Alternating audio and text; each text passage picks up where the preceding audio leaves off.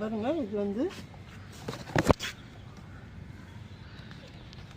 Aloe vera கற்றாழை வந்து என்னுடைய தோட்டத்தில் நிறைய இருக்குது, நிறைய வளர்ந்துருக்கு. அதனால நான் அடிக்கடி இந்த 15 நாளைக்கு ஒரு தடவை இந்த உரத்தை ஒரு 10 நாள் ஊற வச்சு கொடுப்பேன்.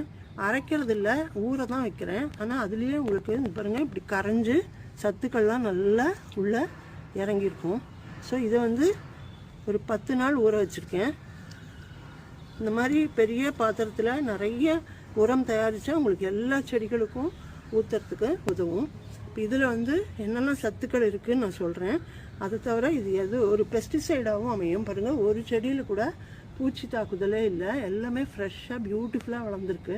அதுக்கு காரணமே நான் கொடுக்குற இந்த அலோவேராவும் இதோட சேர்த்து கொஞ்சம் ஒரு 50 கிராம் வெல்லம், 2 லிட்டர் தண்ணி இருந்ததுன்னா ஒரு 20 கிராம் வெல்லம், 5 லிட்டர் தண்ணி இருந்தால் ஒரு 50 கிராம் வெல்லம் போட்டு நீங்கள் இதை ஊற வச்சுக்கணும்.